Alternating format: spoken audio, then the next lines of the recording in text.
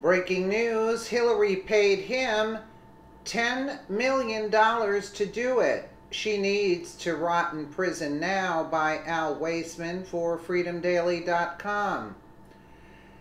It's now being reported that a new batch of emails are showing that the State Department gave special and preferential access to top Clinton Foundation donors while Hillary Clinton was Secretary of State. Barack Hussein Obama was president.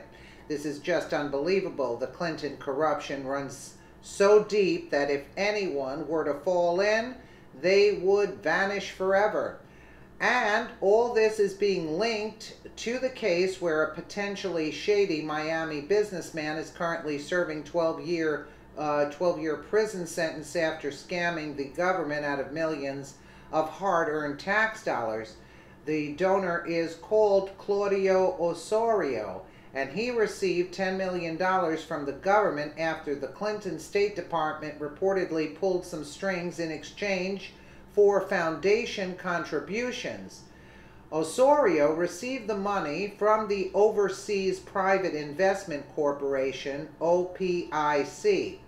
OPIC is a federal agency that at the time operated under the guidance of the Hillary Clinton State Department to build houses in Haiti after the devastating 2010 earthquake left most of the nations in ruins. The OPIC exists to promote U.S. government investments abroad to foster the development and growth of international free markets. Osorio's famed Haiti project was supposed to build 500 homes for displaced families who suffered in the aftermath of the quake, but he pocketed the money with the help of the Clinton Foundation and the State Department. Only 10 homes were built out of the 500 homes that were supposed to be built. That means the money designated for 490 homes went to them, while 490 families remained displaced. Miami Herald reports, this is him.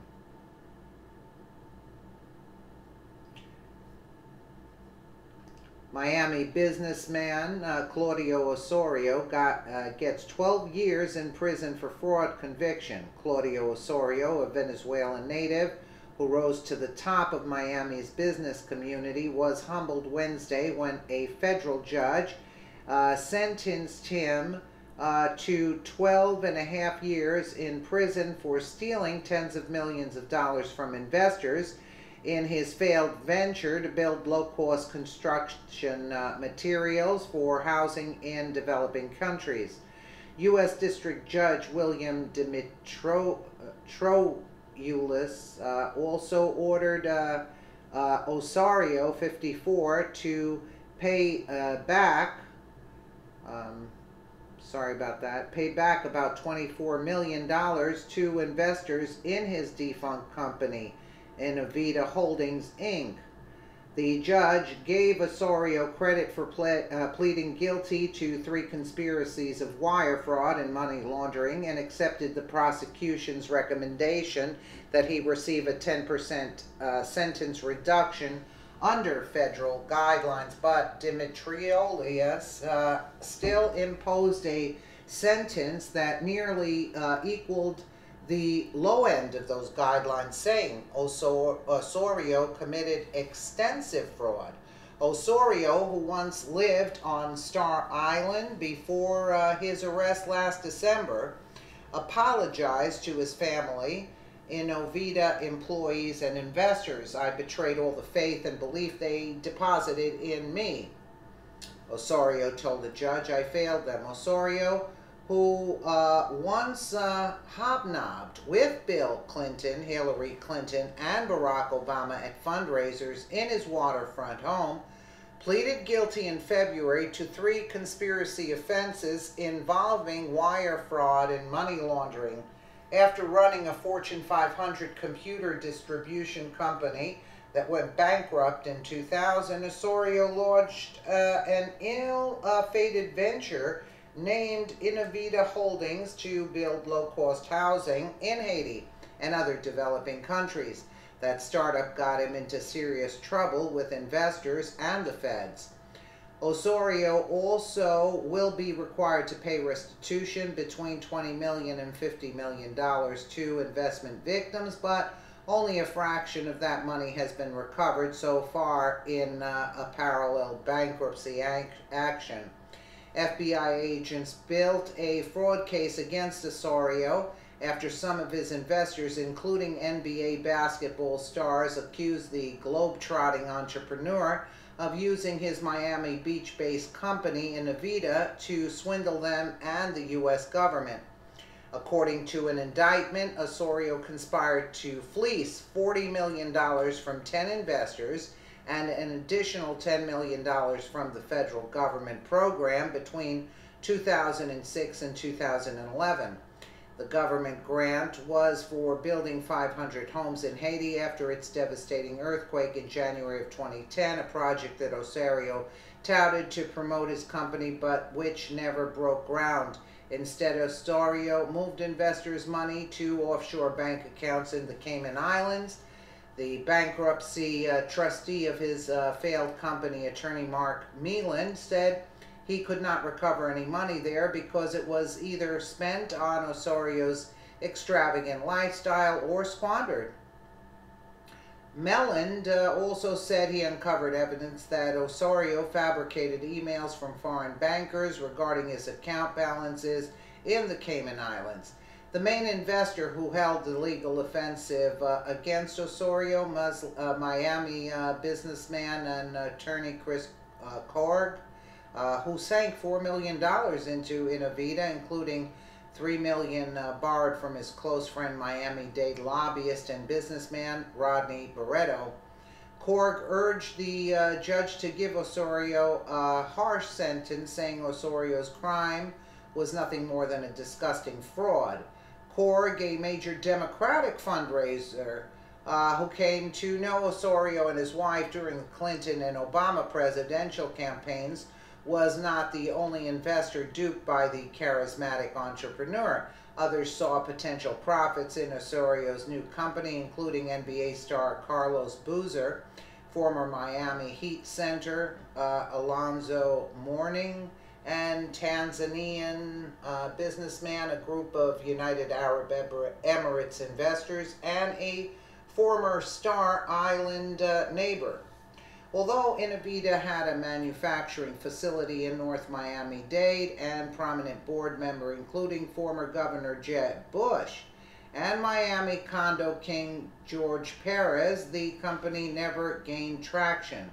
Osorio was convicted of using Inavida, which claimed to produce high-tech building panels, to deceive investors and line his pockets.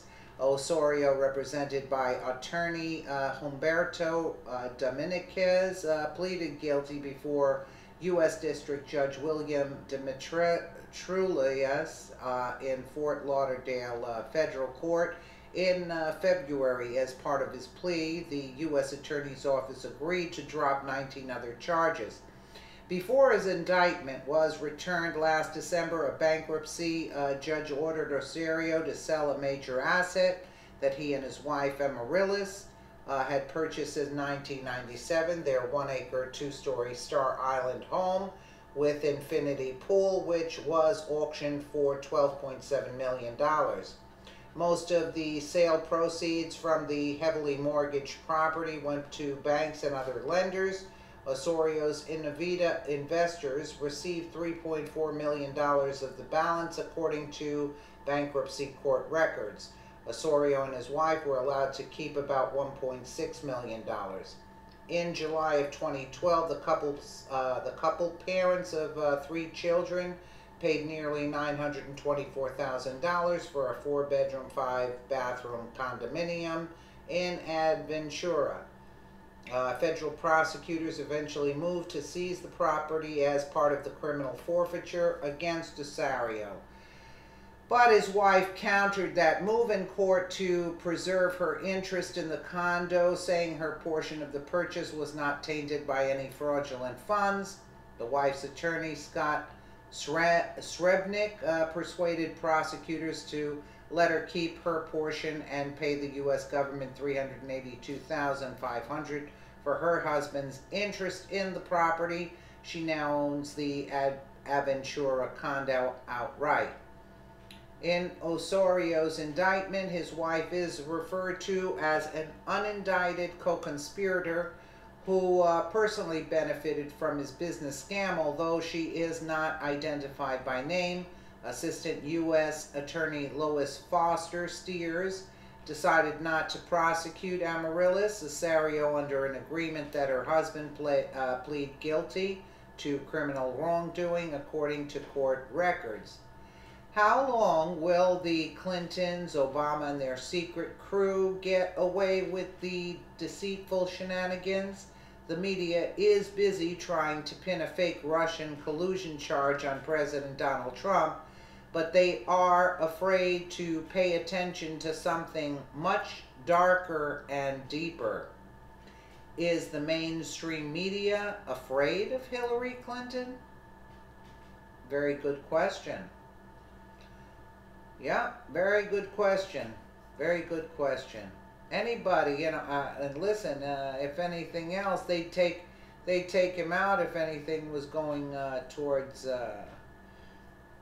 getting her on any kind of charges. I mean, this is like just, anybody involved with these people, they're all corrupt. I mean, and the questions are not being raised towards her and raised to fake Russian collusion with the Trump campaign.